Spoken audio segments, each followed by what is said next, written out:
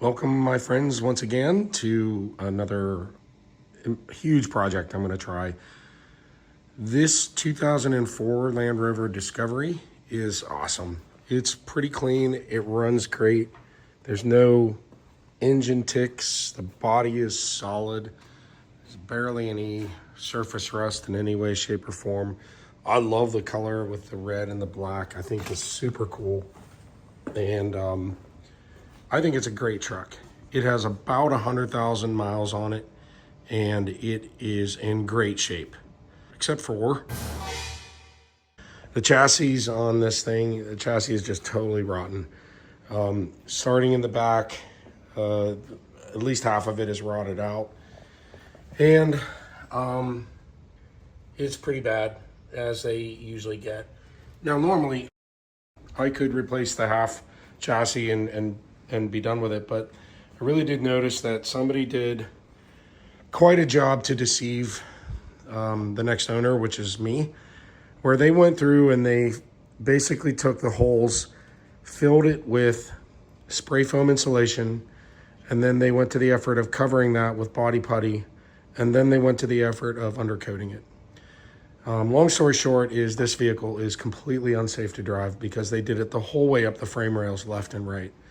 This vehicle needs a new chassis, and that's what we're going to do, I hope. This will definitely be the biggest job I've ever done on anything, and with any luck, I'll have it done. I'm going to try to document it because I've not found anything out on YouTube other than some high-speed videos of people doing it.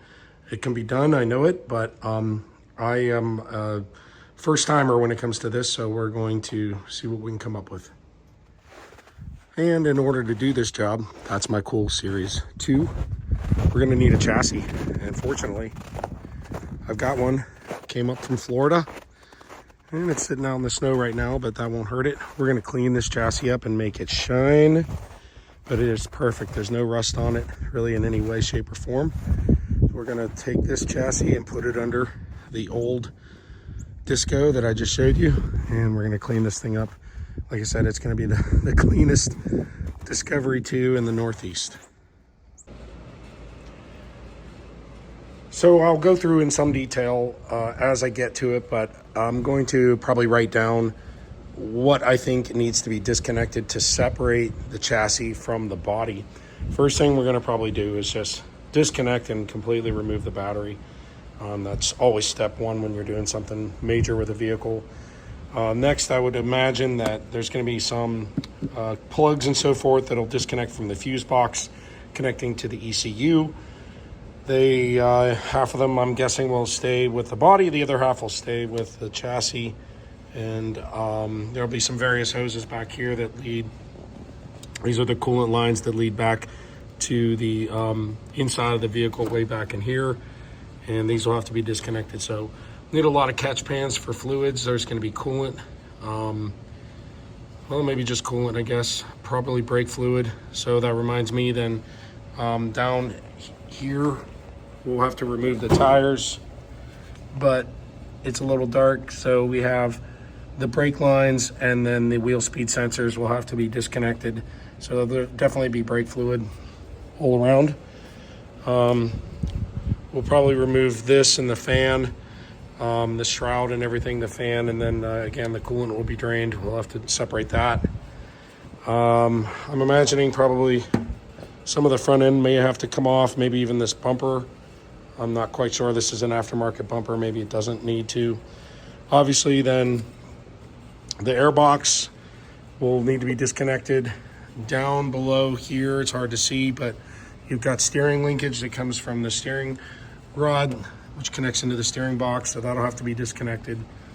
Again, here's some aftermarket brake lines that somebody put in here. Didn't do a great job, but they work. Lots of electrical things here, I'm thinking, will need to be looked at. Again, the brake lines and the wheel speed sensors. And inside, we're gonna have to disconnect the transmission selector and the center locking diff. Probably this whole center console will need to come out. I'm guessing we need to get to some things underneath there to disconnect it so it can come apart from the chassis.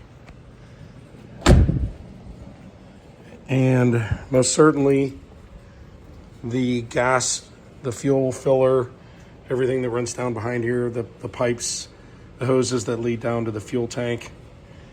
Also inside, in the back here, we're gonna need to disconnect the fuel pump lines. And then I believe that would be it. And if memory serves, I think there are 14 body mount points starting at the back, 7 on each side the whole way up. Some of them are located underneath the carpet, and to get to them you do have to cut the carpet, if I remember. I believe they're somewhere down in here, but it's a very it's not a real big cut, and as long as you can find it, you'll never notice it when the mats are down, when you put it back together. So that said, I believe that would do the job. Now, what I think is really important to point out is my rocker panels are completely rebuilt. They were rotted out. These are completely reconstructed perfectly, better than factory. And then on top of it, I have mounted these rock sliders with the tree guards on. So when we go to lift it up with this lift, it's gonna mount and go right on these rock sliders, so that'll give it a secure way to pull the body up from the chassis. So that said, we will keep on with this project. I imagine this will be a fairly lengthy video. I'll probably put it into a few parts as I get things undone. So wish me luck, and we'll tune back in here shortly.